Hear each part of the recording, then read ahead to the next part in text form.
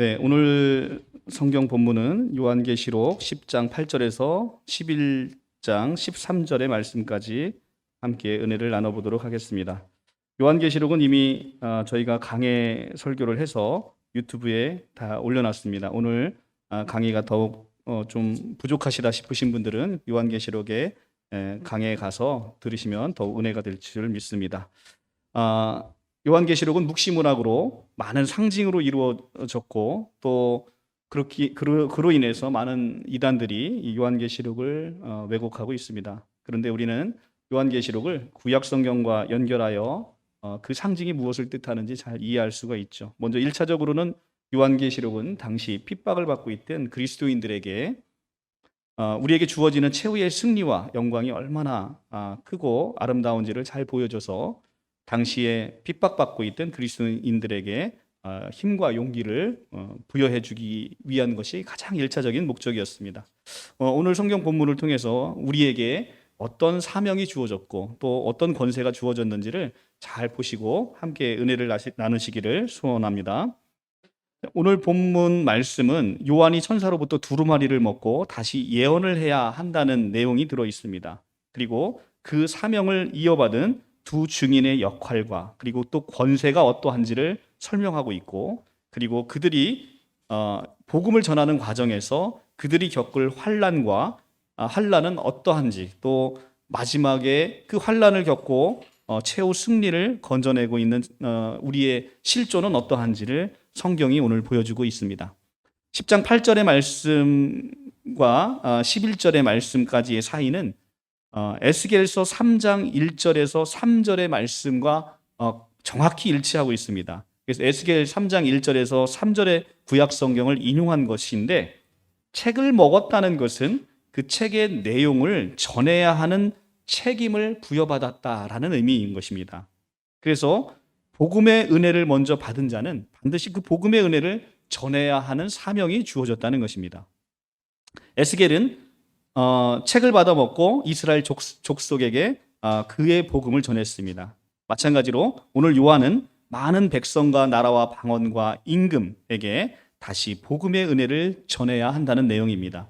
같은 단어가 4번 반복이 되는 것은 이게 유대 묵시문학에서 나타나는 사방, 세상을 4방위로 설명해서 온 땅, 그 다음에 전 세계, 온 세상을 의미하는 그런 단어로서 사용되고 있는 것입니다. 그래서 요한이 백성과 나라와 방언과 임금에게 전해야 된다는 얘기는 이것은 온 세상에 복음을 전해야 하는 사명이 주어졌다라는 얘기를 하고 있는 것입니다.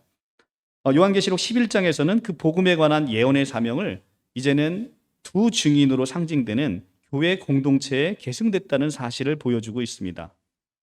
두 증인이 무엇이냐에 대해서 많은 이단들의 해석을 낳고 있습니다. 그런데 이 증인은 다른 증인이 아닙니다. 사도행전 1장 8절에서 말씀했듯이 우리가 성령으로부터 권능을 받고 예루살렘과 온 유대와 사마리아와 땅끝까지 이르러 내 증인이 되리라 라고 예수께서 승천하시기 전에 마지막 우리에게 부탁하신 바로 그 증인입니다. 내 증인이 되리라. 내 증인이 되는 것이 이제 예수께서 승천하시고 올라가신 이후에 다시 오시는 그날까지 그 증인의 사명을 감당해야 되는 바로 그 증인을 얘기하고 있는 것이죠. 그러니까 오늘날의 교회 공동체를 상징하고 있는 것입니다. 이렇게 교회는 복음에 관한 전파의 사명을 우리에게 숙명처럼 이제는 전해야 되는 그런 막중한 임무를 이 땅에서 띠고 있는 것입니다. 그런데 왜 오늘 본문의 얘기는 계속해서 심판의 장에서 마지막 7나팔이 불리기 전에 6째 나팔이 불리고 나서 갑자기 심판 도중에 회개를 촉구하는 내용이 오늘 들어져 있는 것입니다. 왜 갑자기 심판의 얘기가 나오다가 이렇게 회개를 촉구하는 내용으로 내용이 갑자기 급 전환이 됐을까요?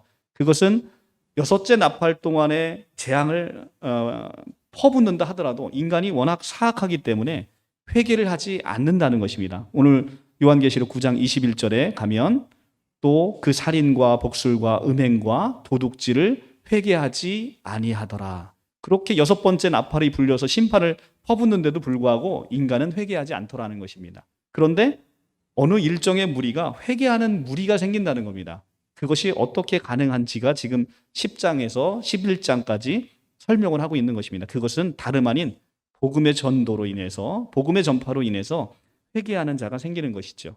아무리 심판을 퍼부어도 회개하지 않는 인간이 바로 이 복음의 전도로 말미암아 회개하는 바로 사람들이 생겨났다는 것입니다. 인간을 바꿀 수 있는 것은 심판이나 재앙이 아니고 오로지 전적으로 하나님의 은혜의 복음뿐이라는 것을 오늘 성경이 이야기해주고 있는 것이죠.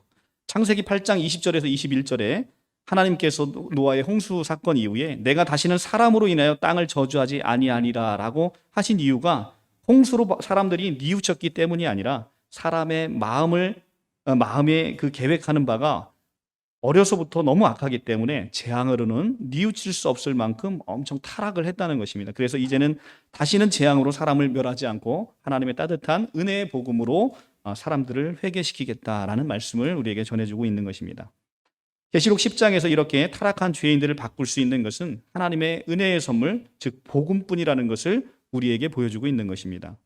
그런데 그 복음을 우리가 접해 들면 입에는 아주 달다는 것입니다. 복음은 결과적으로 놓고 볼 때 송이꿀보다 더 단 것은 사실입니다. 그런데 실제로 이 말씀으로 말미암아서 우리가 삶을 살아가고 바뀌는 삶을 살아갈 때는 우리는 말도 못하는 고통을 겪게 되는 것입니다.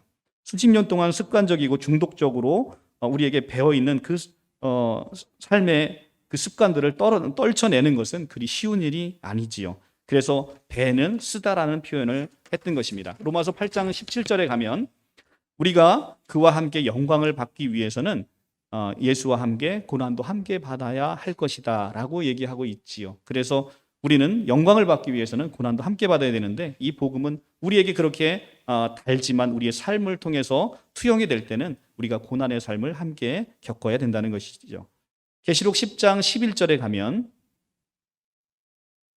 그가 내게 말하기를 내가 많은 백성과 나라와 방언과 임금에게 다시 예언해야 하리라 라고 해서 다시 예언하여야 하리라는 헬라어 단어 다시에 쓰인 이 팔린이라는 뜻은 더 깊이, 더 강화하여라는 의미를 담고 있습니다. 그러니까 지금 전하던 것을 더 강화해서 전해야 한다라는 것입니다. 예수를 믿게 되는 것은 복음을 듣는 것에서 시작을 합니다. 우리가 어떻게 해서 믿음이 생깁니까? 믿음은 들음에서 나게 돼 있죠. 로마서 10장 17절 우리는 복음을 들어야 믿음이 생기는데 이 믿음은 들음에서 난다는 겁니다. 그 들음은 그리스도의 말씀으로 말미암는다라고 얘기를 하고 있죠. 그래서 복음을 듣고 복음을 받아들이는 사람은 이미 복을 받은 사람들입니다. 에베소서 1장 3절에 가면 우리에게 복을 주시되라는 단어에 사용되어 있는 율로게사스라는 이 헬라어 단어는 과거 시제로 표현되고 있습니다. 그러니까 예수 믿는 사람들은 이미 복을 받은 사람들입니다. 복을 받지 않고서는 예수를 우리가 주라고 고백할 수 없는 것이죠. 성경에서 복이라는 단어는 창세기 1장 28절에 맨 처음 나오는 단어입니다. 여기에서 하나님께서 인간들에게 주신 이 복이라는 바라크라는 히브리어 단어는 하나님과의 바른 관계 속에서 하나님으로부터 끊임없이 인간의 존재 속으로 공급되는 모든 생명력을 이 복 바라크라고 얘기하고 있습니다. 그런데 인간은 타락해서 이 복을 상실했습니다. 이제 인간은 살아있긴 하지만 생명의 근원인 땅에서 그 뿌리가 뽑혀 있기 때문에 결국 사망으로 그의 삶을 결론 맺을 수밖에 없는 그런 존재가 되었다는 것입니다. 인간은 우리가 스스로 유한한 존재를 느낄 때, 우리가 죽을 수밖에 없는 존재라는 것을 느낄 때 비로소 우리가 하나님을 찾게 되는 것이죠. 우리가 유한하고 우리가 죽을 수밖에 없는 존재임을 느끼지 못한다고 하면 우리가 영원히 살 것처럼 우리가 생각하고 살아간다면 하나님을 찾지 못하게 되는 것입니다. 그런데 하나님께서 다시금 이 죄에 빠져 있는 죽을 수밖에 없는 인간의 어떤 특정한 무리에게 복을 회복시켜 주시겠다라는 언약을 맺는데 이것이 바로 복음입니다. 그 회복은 바로 단절된 하나님과의 관계를 회복시켜 주는 데서 시작을 하는 것이고 이 관계 회복의 시작이 바로 그리스도의 십자가의 죽으심이라는 것입니다. 그래서 우리는 그 예수 안에 들어갈 때 비로소 우리가 십자가의 죽으심으로 말미암아 하나님과의 관계가 회복이 되는 것입니다.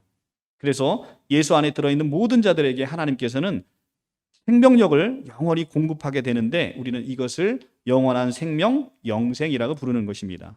이 영원한 생명은 지금까지 우리가 누려온 생명과는 차원이 다른 생명입니다. 완전히 본질이 변하는 바로 그런 생명입니다. 우리가 한 번도 가져보지 못한 하나님만 갖고 있던 그 생명이 바로 인간에게 왔다는 것입니다. 그래서 이 인간이 바로 신적인 존재로 이렇게 높아 있는 존재로 하나님께서 우리를 높여주시는 바로 그 생명이 영원한 생명인 것입니다. 그런데 이 복은, 이 생명은 흘러가야 하는 것입니다. 아브라함의 복이 이방으로 흘러가야 하듯 복음을 먼저 받은 우리는 이를 전해야 하는 사명을 가지게 됐다는 것입니다. 바로 우리는 보내야 되고 또 보낸 자로 인해서 전파하게 해야 되고 전파를 통해서 사람들로 하여금 듣게 해야 되고 듣는 자로 하여금 듣는 자는 믿음이 생기는 것이죠. 그 믿음으로 말미암아 이제 여호와 하나님을 부르짖을 때 바로 구원에 이르는 것입니다. 그래서 보내시고 전파하시고 듣고 믿고 부르는 자는 구원을 얻으리라라고 얘기를 하는 것입니다. 이것이 로마서 10장 13절에서 17절에 아주 이 순서가 자세히 나오고 있습니다. 그래서 하나님께서는 이렇게 전도하는 자를 통해서 이 전도라는 미련한 방법을 통해서 믿는 자를 구원하시기를 기뻐하신다라고 고린도전서 1장 10절에서 21절에서 말씀하고 있는 것입니다. 이 하나님의 이 전도에 그냥 우리는 이런 생각을 합니다. 하나님께서 그냥 구원해 주시면 되지 왜 이 전도의 미련한 방법으로 하나님께서 믿는 자를 구원하시기를 기뻐하셨는가라는 생각을 할 수가 있습니다.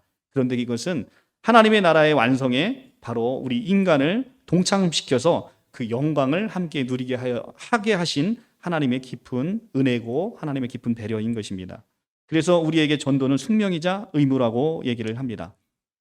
사도 바울이 고린도전서 9장 16절에 내가 복음을 전할지라도 자랑할 것이 없음은 내가 부득불 할 일임이라라고 쓰고 있습니다. 여기서 부득불이라는 단어에 쓰인 헬라어 단어 아낭케는 거부할 수 없는 운명이라는 의미를 담고 있습니다. 내가 복음을 위하여 모든 것을 행함은 복음에 참여하고자 함이라. 라는 이 사도 바울의 고백은 이 참회라는 단어의 순코이노노스라는 단어인데 이 단어는 내가 복음을 전하지 않으면 내가 받은 복음을 온전히 누릴 수 없다라는 의미입니다. 여러분도 아마 이런 것들을 경험적으로 느낄 수가 있어요. 복음은 내가 들을 때도 은혜를 받지만 내가 전할 때 훨씬 더 은혜를 받고 내 마음이 더 뜨거워지는 것을 여러분들이 경험하게 되는 것입니다. 그래서 우리는 복음을 전해야 하는 사명도 있지만 내가 온전한 복음의 은혜를 누리기 위해서도 우리는 복음을 전해야 된다는 것입니다. 먼저 믿은 우리는 헬라인이나 야마인이나 지혜 있는 자나 어리석은 자에게 다 내가 빚진 자라는 사도 바울의 이 고백처럼 우리가 빚진 자로서 복음의 은혜의 빚진 자로서 이 빚을 갚아 나가는 것이죠. 그래서 사도 바울이 내가 복음의 빚진 자라는 이 고백 속에서 할 수 있는 대로 로마에 있는 사람들에게 복음을 전했듯 이 사도 바울의 고백으로 우리도 많은 사람들에게 이 복음의 아름다움을 전해야 되는 그런 내용을 오늘 담고 있습니다. 이 아름다운 이 성경의 요한계시록의 10장 11절의 말씀을 가지고 신천지에서는 이 계시록 10장의 내용을 뒷전으로 하고 이 힘센 천사에 집중을 해서 이 천사를 진리의 성령 보혜사라고 하고 이 천사가 보혜사 성령이면 그와 함께한 사도 요한도 보혜사다라고 부를 수 있다라는 이런 엉뚱한 해석을 하고 있는데 일구의 가치도 없는 해석이 아닐 수가 없습니다. 자, 계시록 11장으로 넘어가서 오늘 1, 2절을 살펴보면 이 계시록 11장 1, 2절의 본문은 앞선 계시록 10장 사도 요한이 책을 받아먹고 다시 예언해야 된다라는 내용과 함께 연결되어 있는 내용입니다. 그래서 예언 사역이라는 이 주제의 연결 흐름으로 계속 이어지고 있는 것인데 특별히 계시록 11장 2절에 성전 바깥마당이 짓밟히는 42달의 기간과 또 1260일 동안 두 증인이 예언을 해야 된다는 기간이 정확하게 일치한다는 점에서 이제 이 예언의 사명은 사도 요한에게 주어진 이 예언의 사명은 이제 교회 공동체인 두 증인으로 넘어왔음을 우리가 보게 되는 것입니다. 42달을 달로 바꾸면 몇 달이죠? 1260일을 달로 바꾸면 몇 달이죠? 42달이죠. 42달입니다. 1260일을 달로 바꾸면 42달이고 이것을 에스겔의 표현대로 따지면 한때, 두때, 반때. 이 에스겔과 다니엘서에 나오는 한때, 두때, 반때가 한때, 두때, 반때를 더하기를 하면 몇 대입니까? 세 대 반이죠. 3년 반입니다. 3년 반이어서 그래서 1260일, 42달, 한때, 두때, 반때, 그리고 3년 반. 이 기간은 성경에서 다 같은 달로 지금 표현을 하고 있는 겁니다. 그런데 이 기간을 지금 두 증인이 예언하는 기간이라고 얘기를 합니다. 그리고 성전 바깥마당이 짓밟히는 기간이라고 얘기를 하고 있습니다. 그리고 바로 뒷장에 가면 계시록 12장 6절에 가면 여자가 양육받는 기간이라고 얘기를 합니다. 그러니까 바로 이 1260일, 42달, 한때, 두때, 반때인 이 3년 반의 기간은 바로 어떤 기간이냐 하면 바로 사탄이 활동할 수 있는 유일한 시간이고 바로 그 기간 동안 성전 바깥마당이 이방인에게 짓밟히는 기간이고 여자가 양육받는 기간입니다. 그러니까 우리는 이것을 신학적으로 초림과 재림 사이에 있는 이 기간을 통칭해서 바로 1260일, 42달, 한때, 두때, 반때라고 얘기를 하는 것입니다. 예수님이 초림 때 오셔서 다시 오시는 재림까지 기간, 이 기간이 사탄이 활동할 수 있는, 사단이 우리를 미혹할 수 있는 유일한 기간이다라고 얘기를 하고 있는 겁니다. 그 기간 동안에 성전의 바깥마당이 밟힌다는 것은 사탄이 우리를 끊임없이 우리를 짓밟는다는 것이죠. 그 기간 동안에 우리가 정신 차리지 않으면 사탄의 밥이 된다는 그 기간인 것입니다. 그것이 바로 초림과 재림 사이의 기간입니다. 성경에서 보면 이 42달은 이 3년 반의 기간으로 엘리야가 아합왕과 이세벨이 바알신을 섬기기 때문에 비가 오지 않도록 기도했던 기간임을 우리가 열왕기 상해 17장에 통해서 알 수가 있는 그 기간입니다. 그리고 이 기간은 이세벨이 성도들을 지독하게 핍박했던 기간도 42달입니다. 그래서 이 42달이라는 것은 사탄이 박해할 수 있는 유일한 기간이죠. 우리를 박해하고 우리를 시험할 수 있는 유일한 기간입니다. 이 기간 동안에 하나님께서는 참 성도와 거짓 성도를 구별하는 시간이기도 하다는 것입니다. 그래서 지금 요한계시록 11장 2절에는 성전을 측량하라라는 얘기를 하고 있습니다. 이 성전을 측량하라는 얘기는 에스겔에 이미 나와 있는 에스겔의 환상 중에 성전을 측량하라는 내용을 인용한 말입니다. 그래서 에스겔 당시에도 성전은 파괴되고 남아있지 않았지만 이스라엘이 포로로 돌아온 후에 성전을 재건할 것을 보여줬듯이 바로 이 성전 측량의 목적은 바깥 것들로부터 보호하기 위해서 울타리를 쌓는 개념인 거예요. 그러니까 오늘 왜 성전을 측량하라고 얘기를 하냐면 여기서 성전은 물리적 성전을 얘기하는 게 아닙니다. 예수님 돌아가시고 난 후에 성전은 무엇으로 바뀌었죠? 우리 자신이 성전으로 바뀌었다는 것이죠. 그래서 성전으로 바뀐 그 수를 세라는 것입니다. 그 수를 세면 수를 세라는 얘기는 바로 따로 구별해 놓으라는 얘기입니다.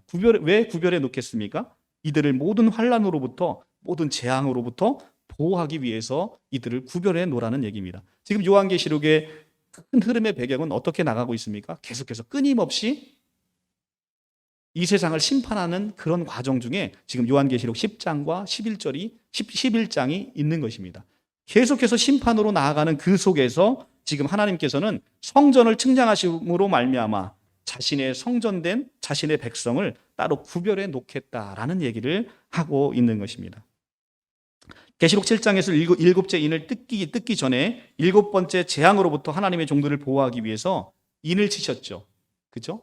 12,000씩 14만 4천의 인을 치는 모습을 보게 되는 것입니다. 이렇듯 마지막 일곱째 인을 떼기 전에도 하나님의 종들을 보호했듯 일곱째 나팔이 불리기 전에도 하나님의 종들을 보호하기 위해서 지금 성전을 측량하고 있는 것입니다.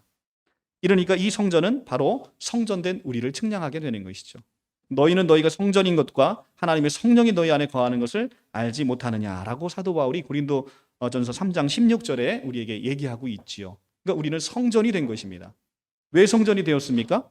하나님의 성령이 우리 안에 거하심으로 말미암아 우리가 성전이 되었다는 것이죠. 하나님의 성전이 되었다는 것은 어떤 의미가 있습니까? 우리가 이미 우리 몸이 깨끗하게 됐다는 것이죠. 우리의 모든 죄가 이제는 하나님의 은혜로 깨끗함을 입었다는 것입니다. 하나님의 성령은 더러운 곳에 거하실 수 있을까요? 없을까요? 없습니다. 그러니까 하나님의 성령이 우리 안에 거하신다는 것은 우리가 이미 깨끗함의 죄사함을 입었다는 것이죠.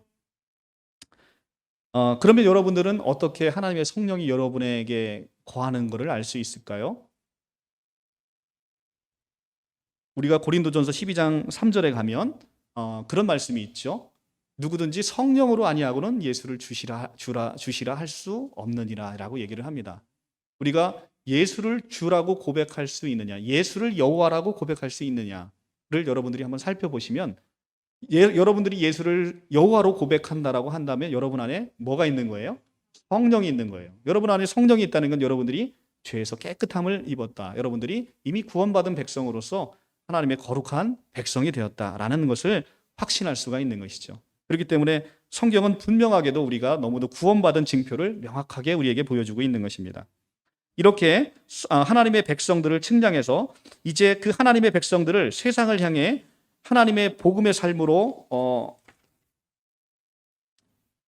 복음의 삶을 이제는 삶으로 살아내고 그 복음을 전할 때 많은 어려운 역경을 겪을 것을 예언하시면서 그들의 대적으로부터 또 그들을 괴롭히는 사탄으로부터 이제는 하나님이 울타리를 싸서 그들의 삶을 지키고 보호하시겠다라는 것이 11장 1, 2절의 핵심적인 메시지인 것입니다. 11장 2절에 가면 성전 바깥마당은 측량하지 말고 그냥 두라라고 얘기를 합니다.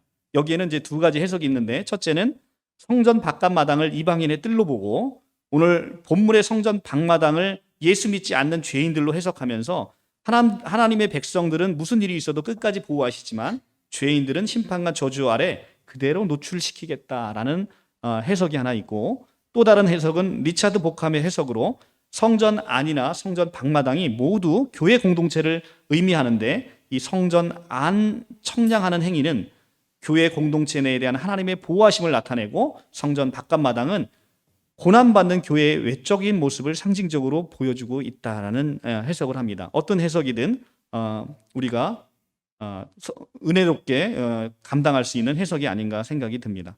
우리는 교회 공동체는 안으로는 하나님의 보호하심을 받지만 외적으로는 우리가 밖으로 나갈 때 세상으로부터 고난과 고통을 받게 되는 것을 성경은 얘기하고 있습니다.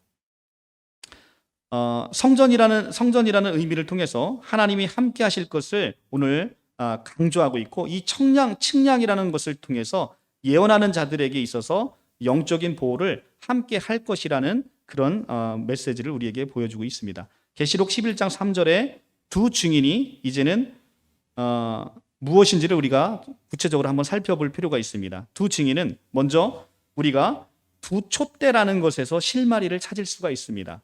계시록 1장 20절에 일곱 촛대가 나오지요. 일곱 촛대를 일곱 교회라고 이미 성경 안에서 해석을 해주셨습니다. 일곱 촛대는 일곱 교회라고 해석을 하고 있기 때문에 이 촛대는 바로 교회 공동체라는 것은 너무나 명확한 것입니다. 그런데 촛대를 수식하는 둘이라는 이 수관형사는 어떤 의미가 있는 거냐면, 둘이라는 것은 성경 이스라엘 문화에서, 유대 문화에서 증인의 자격이 될 수 있는 최소 조건입니다. 신명기 17장과 신명기 17장, 19장 그리고 민수기 35장에 나오는 증인으로서의 최소 적격 2명입니다. 그러니까 이 둘이라는 숫자는 이 이스라엘 문화에서 일곱 촛대는 전체 교회를 상징하는 것이죠. 일곱이라는 숫자가 모든 교회, 그러니까 일곱이라는 게 완전수기 때문에 모든 교회를 상징하듯, 둘이라는 숫자는 두 교회는, 두 증인은 바로 우리가 복음을 전할 수 있는 최소 단위로서의 증인 적격을 얘기하고 있는 것입니다. 그래서 예수님이 제자를 파송할 때도 몇 명씩 보내죠? 꼭 2명씩 보내고 있습니다. 지금 그러니까 몰몬교도들이 다닐 때 몇 명씩 다녀요? 2명씩 다니잖아요. 그 양복 쫙 빼입고 2명씩 다니잖아요. 이게 이제 성경의 근거에서 나오는 것입니다. 신명기에 나오는 바로 증인의 최소 단위입니다. 그래서 계시록 2, 3장에 가면 7교회가 환난을 받고 있는데, 왜 7교회일까요? 6교회도 아니고 5교회도 아니고 왜 7교회인 것이죠?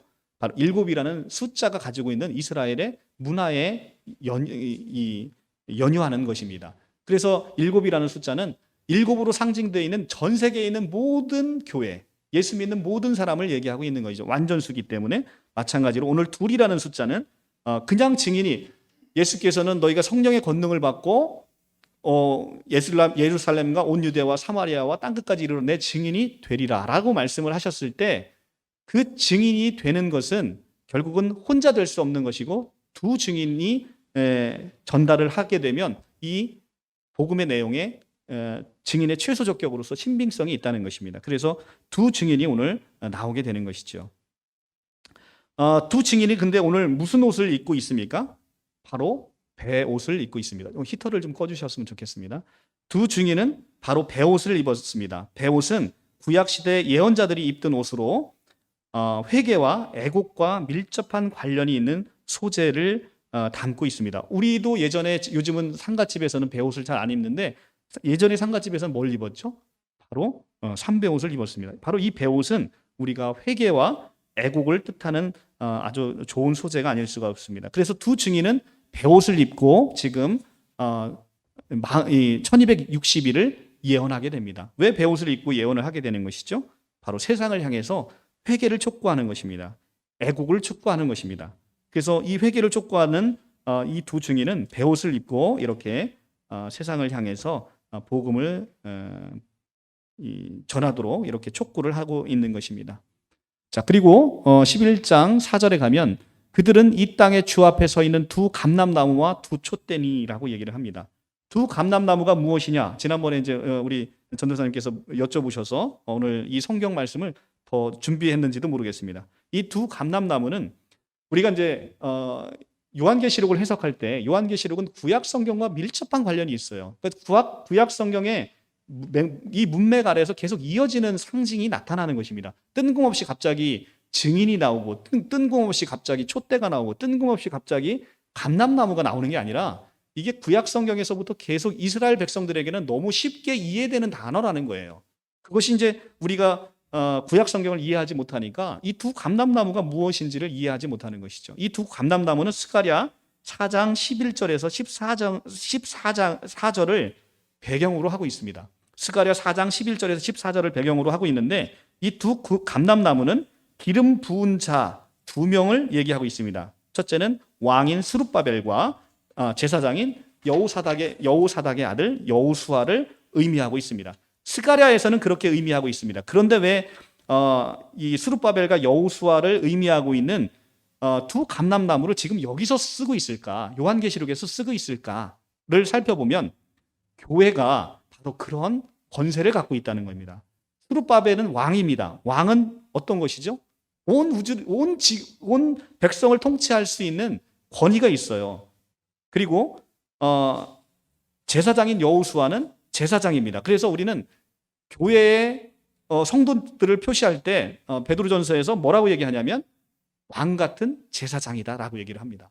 교회는 왕이고 제사장의 권세를 수유한 자들이에요. 그렇기 때문에 이 두 감람나무는 왕이자 제사장의 권세를 가지고 있는 바로 교회를 상징하고 있는 것이죠. 왕 같은 제사장의 권세를 갖고 복음을 전하는 자가 바로 교회라는 것을 얘기해 주고 있는 것입니다. 그래서 오늘 5, 6절에 보면 교회가 실로 엄청난 영적인 권세가 있다라고 기술을 하고 있습니다. 이 요한은 스가랴서의 두 감람나무를 두 증인에 적용함으로써 두 증인에 의해서 상징되는 교회 공동체가 예수를 머리로 삼아 왕적이고 제사장적인 신분을 가진 사실을 우리에게 명확하게 보여주고 있는 것입니다.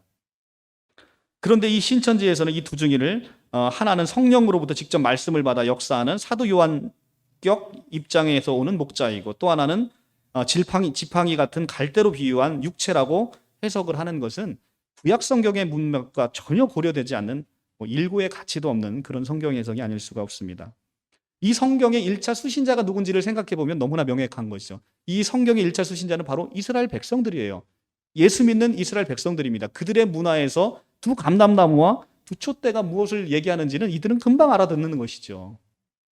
그런데 갑자기 뜬금없이 이렇게 이만희 홍종효로 해석을 하면 이스라엘 백성들은 도대체 어떻게 그러면 이 말씀을 이해하겠습니까? 전혀 뜬금없는 해석이 아닐 수가 없습니다. 성경에서의 증인이라는 것은 바로 이 사도행전에서 부탁하신 말씀처럼 예수의 증인이 되는 것입니다. 우리를 왜 교회 공동체를 증인이라 부릅니까? 예수를 증거하는 너희가 누구의 증인이 되리라고 얘기를 합니까? 내 증인이 되리라. 거기서 내는 누구예요? 사도행전에서 내는 바로 예수 그리스도잖아요. 예수 그리스도께서 우리를 위해서 십자가에 죽으시고 부활하시고 너희에게 영원한 구원을 주셨다라는 그 증인이 되라는 거 아니겠습니까? 그 증인이 되라는 것인데 갑자기 그 증인의 내용이 왜 장막성전으로 바뀌어버리냐고요. 그러니까 이것은 도무지 이해할 수 없는 해석인 것이죠. 증인은 구약성경의 증인과 신약성경의 증인, 그리고 오늘을 살아가고 있는 우리의 증인은 다 동일한 것입니다. 바로 우리의 오직 예수 그리스도 한 분을 증언하는 것입니다. 그래서 우리에게 있어서의 이 증인은 우리의 주 되시고 또 우리의 구원자 되시고 우리의 생명 되시는 바로 예수 그리스도를 우리가 죽는 날까지 증언하는 그런 내용을 담고 있는 것입니다. 자, 11장 5절과 6절을 보면 예수 믿는 사람들이 얼마나 큰 권세를 가지고 있는지가 나옵니다. 만일 누구든지 그를 해하고자 하면 그들의 입에서 불이 나와서 그들의 원수를 삼켜버릴 것이고 누구든지 그들을 해하고자 하면 반드시 그와 같이 죽임을 당할 것이다 라고 얘기를 합니다. 얼마나 우리에게 엄청난 권세를 줬습니까? 바로 이것이 왕 같은 제사장을 갖고 있는 바로 우리 교회 각 공동체에 그리고 또 우리 믿는 사람들에게 주어진 엄청난 권세라는 것입니다. 입에서 불이 나온다는 것은 바로 하나님의 말씀을 얘기하고 있는 것이죠. 그리고 11장 6절에 가면 그들은 바로 이 두 증인인 교회 공동체는 권능을 가지고 하늘을 닫아 그 예언하는 날 동안 비가 오지 못하게 하고 또 권능을 가지고 물을 피로 변하게 하고 권능을 가지고 하늘을 닫아 그 예언을 하는 동안에 비가 오지 못하도록 하는 것 누가 생각납니까? 바로 엘리야 선지자가 생각이 나지요. 엘리야 선지자는 아합 왕 때 3년 반 동안 비를 막아 버린 사건이 열왕기상 17장에서 18장까지 아주 자세히 나와 있죠. 그리고 또 그 권능을 가지고 물을 피로 변하게 하는 사건, 이건 누가 일으킨 기적입니까? 모세를 통해서 일으킨 사건인 것이죠. 그러니까 엘리야와 모세, 바로 이 두 증인으로 상징되는 이 교회 공동체는 엘리야와 같은 권세도 또 모세와 같은 권능도 가지고 있다는 것을 우리에게 보여주고 있는 것입니다. 얼마나 놀라운 권세와 권능이 우리에게 주어졌는지 아시겠죠? 바로 여러분들이 엘리야고 여러분들이 모세라는 것입니다. 우리는 엘리야와 모세가 된 이런 놀라운 하나님의 권세를 가지고 오늘 복음 전도를 하게 되는 것입니다. 예언자들은 하나님의 통치를 드러내는 역할을 감당하는데 이 신약에서 이 예언의 사역은 지금 누구에게 고스란히 계승됐냐면 바로 교회 공동체에게 계승이 된 것입니다. 그런데 이 교회가 이렇게 엄청난 권세와 권능으로 예언 사역을 감당하는데 모세와 엘리야의 예언 사역에도 당시에는 상당한 저항이 따랐습니다. 모세는 바로 애굽의 바로가, 그리고 엘리야는 아합 왕이라는 당대 최고의 권력가들과 정면으로 맞서 싸워야 되는 그런 상황에 처해 있습니다. 따라서 바로 이 요한계시록을 읽는 독자들은 자연스럽게 이 모세와 엘리야가 하나님의 말씀을 예언하기 위해서 감당했어야 될 그 위험 속에서 그들을 지키신 하나님에 대한 생각을 당연히 하지 않았겠습니까? 오늘 성경 본문은 바로 그것을 우리에게 보여주고 있는 것입니다.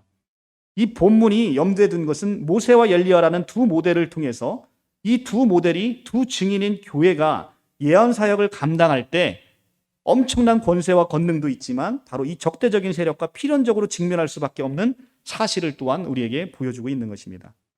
여기서 하늘과 비라는 엘리야 시대에 일어났던 사건을 묘사하기 위해 사용된 소재는 하나하나의 특별한 의미를 신천지가 얘기하는 것처럼 부여되고 있는 그런 얘기가 아니라 우리가 이 소재를 통해서 이것이 엘리야를 얘기하고 있구나, 이것이 모세를 얘기하고 있구나라는 것을 우리에게 알려주는 그런 소재로 사용되고 있는 것입니다. 그리고 이제 그렇게 우리가 예언을 하다 보면 우리에게 어떤 일이 벌어지냐면 7절에 가면 그들이 증언을 마칠 때 무저갱으로부터 올라오는 짐승이 그들과 더불어 전쟁을 일으켜 그들이 이기고 그들을 죽일 터인즉 그들의 시체가 큰 성길에 있으리니 그 성은 영적으로 하면 소돔이라 하고 애굽이라고도 하니 곧 그들이 주께서 십자가에 못 박히신 곳이라. 이렇게 얘기를 합니다. 자, 무저갱으로부터 올라온 짐승, 바로 이 짐승은 다름 아닌 이 네로 황제를 모델로 그려져서 악의 세력을 표현하고 있는 총체적인 짐승을 얘기를 하고 있는 것입니다. 우리가 이제 요한계시록에 가면 일곱 머리 열뿔 짐승이 나오는데 이 일곱 머리 열뿔 짐승은 그냥 나오는 짐승이 아니고 이미 다니엘 7장에서 나오는 짐승입니다. 그러니까 일곱 머리 열둘 달린 짐승이라고 하면 이스라엘 백성들은 어떤 걸 제일 먼저 생각을 할까요? 바로 다니엘서에 있는 바로 그 짐승을 생각을 한다는 것이죠. 그래서 여기 보면 7장에 여기는 이제 번역 성경에는 제대로 나오지 않는데 무적행으로부터 올라온 짐승 앞에 이 짐승 앞에 토라는 관사가 붙어 있습니다. 헬라 원어 성경에 그 토라는 관사는 바로 그 짐승을 하는 거예요. 그라는 지시대명사를 가리키고 있습니다. 그러니까 그라는 짐승은 앞에 이미 나온 짐승이라는 거거든요. 그 짐승이 바로 어떤 짐승이냐면 다니엘 7장에 나오는 바로 그 짐승을 얘기하고 있는 것입니다. 바로 이스라엘을 정복했던 바벨론, 그 다음에 메데바사, 그 다음에 마케도니아, 그리고 로마라는 아주 이스라엘을 핍박하고 이스라엘을 정복했던 이 대적 국가를 상징하는 것으로 이 네 짐승을 얘기하고 있는 것이죠. 그러니까 결국은 이 교회 시대 전체를 통해 하나님의 백성을 대적하는 세상 권력 잡은 마귀 세력으로부터 우리는 성도들은 싸워야 되고 결국은 성도들이 싸워 이 마귀 세력이 성도들을 죽이게 만든다는 것입니다. 그 두 증인의 시체가 지금 큰 성에 놓이게 된다는 것입니다. 큰 성 바벨론은 하나님을 대적하면서 하나님의 백성을 대적하는 마귀 손아래 놓여 있는 바로 이 세상을 얘기하고 있습니다. 소돔은 바로 패역함과 타락에 크게 달아 있는 바로 그런 세상을 얘기하고 있죠. 그리고 하나님께서 그를 불로 멸망시켜 버리셨습니다. 애굽은 어떤 곳입니까? 바로 의로운 하나님의 백성을 핍박하고 노예로 삼아 있던 바로 그곳입니다.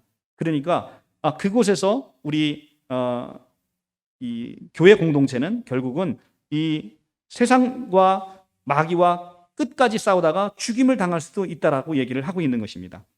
주께서 십자가에 못 박히신 바로 그곳은 단순히 예루살렘을 지칭하는 게 아니라 하나님을 대적하는 자들이 모여서 하나님을 못 박아 죽이는 바로 악마적인 세상 전체를 얘기하고 있습니다. 자, 이제 뒷장으로 넘어가면 이렇게 죽임을 당한 이 교회 공동체는 계시록 11장 10절로부터 10절 죽음을 맞이하고 11절에 부활하게 되고 12절에 승천하게 되고 13절에 이제는 그들이 다 하나님을 두려워하는 놀라운 반전의 구조로 이어지는 내용이 10장부터 전해지고 있습니다. 10장부터 제가 읽어보겠습니다. 이 두 선지자가 땅에 사는 자들을 괴롭게 한 고로 땅에 사는 자들이 그들의 죽음을 즐거워하고 기뻐하여 서로 예물을 보내리라 하더라. 3일 반 후에 하나님께서 생기를 그들 속에 들어가매 그들이 발로 일어서서 구경하는 자들이 크게 두려워하는지라. 하늘로부터 큰 음성이 있어 이리로 올라오라 함을 그들이 듣고 구름을 타고 하늘로 올라가니 그들의 원수들도 구경하더라 라고 얘기를 합니다. 그러니까 지금 이제는 우리 예수 믿는 사람들은 이렇게 사탄과 싸워 죽을지라도 반드시 11절에 우리를 부활시켜 주시는 하나님의 역사를 믿는다는 것입니다. 여기서 계시록 11장 11절에 나오는 생기라는 단어는 바로 푸니마 조에스라는 단어입니다. 창세기 2장 7절에 푸시케와는 전혀 다른 것입니다. 그러니까 우리가 다시 살 때 부여되는 생명은 어떤 생명입니까? 바로 하나님의 생명이라는 거예요. 하나님의 생명이라는 거예요. 이제는 피조물에 지나지 않는 너희가 하나님의 신적인 생명을 받게 되는 바로 그런 생명으로 부활하게 된다는 것을 우리에게 보여주고 있는 것입니다. 그래서 이렇게 우리가 부활해서 구름 타고 하늘로 올라가는 장면을 이제는 우리를 핍박하던 자들이 보면서 11장 12절에 가면 구경하더라라는 테로룬타스라는 헬라어 단어는 바로 인식하다, 바르게 알다라는 뜻입니다. 우리가 비로소 부활해서 하늘의 영광을 보며 승천하는 것을 보면서 그때야 저 사람들이 바로 옳다, 저 사람들이 바로 맞았네라는 인식을 하게 된다는 것입니다. 이렇게 교회를 핍박하던 자들이 교회가 옳음을 비로소 인식하고 두려워하고 그때 비로소 하나님께 영광을 돌리게 되는 그런 일이 발생한다는 것이죠. 11장 13절에 가면 성의 10분의 1이 무너졌다는 것은 다 그렇게 파괴될 것을 보여주는 대표성의 원리입니다. 10의 1이라는 것은 성경에서는 항상 대표성의 원리를 가지고 있습니다. 그러니까 10의 1이 파괴된다는 것은 나머지 전체가 파괴된다는 것이죠. 7천이 죽었습니다. 7천이 죽었다는 건 바로 열왕기상 19장 18절에 엘리야에게 남겨진 7천 명이라는 숫자를 역인용한 것이죠. 엘리야 선지자께서 하나님, 이제 남아있는 자는 저 혼자밖에 없습니다라고 부르짖었을 때 하나님께서 엘리야의 선지자에게 나타나셔서 걱정하지 마라, 바알에게 무릎 꿇지 않은 남은 자 7천이 너희에게 있다라고 엘리야 선지자를 위로해 주셨듯, 바로 이 7천이라는 숫자는 완전수인 것입니다.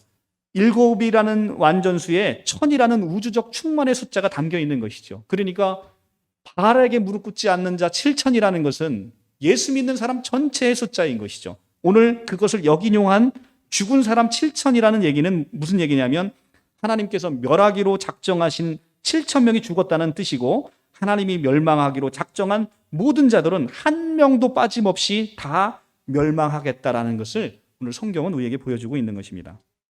오늘 말씀을 맺도록 하겠습니다. 오늘 본문은 먼저 복음의 은혜를 입은 우리 사랑하는 성도들로 하여금 먼저 증인이 돼서 그 복음을 전하라는 사명을 우리에게 알려주고 있습니다. 그런데 이 증인은 그냥 증인이 아니라 바로 왕 같은 제사장의 권세를 가지고 세상에서 복음을 전하는 자임을 우리에게 또한 알려주고 있습니다. 그런 왕 같은 제사장일지라도 우리가 가는 그 길은 고난의 길이고 환난의 길이 우리에게 숨어 있다는 것입니다. 그렇지만 모든 것을 승리하신 주께서 우리와 함께 하심으로 우리가 영생을 얻고 주와 함께 구름 타고 하늘로 올라가서 하늘의 영광에 참여하게 되는 것을 요한계시록은 오늘 우리에게 정확하게 보여주고 있습니다.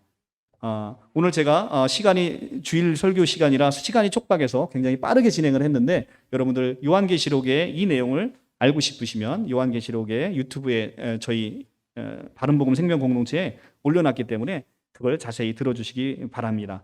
오늘의 이 말씀은 우리가 고달파도 예수 믿는 길이 바로 승리의 길이고, 그 길이 바로 생명의 길이고, 그 길이 바로 영광의 길이다라는 것을 우리에게 분명히 보여서 알려주고 있는 것입니다. 오늘도 이 영광의 길을 허락하신 우리 주님을 찬송하시고 늘 감사하시고 기쁨이 넘치시는 우리 성도님들이 다 되시기를 축원하겠습니다.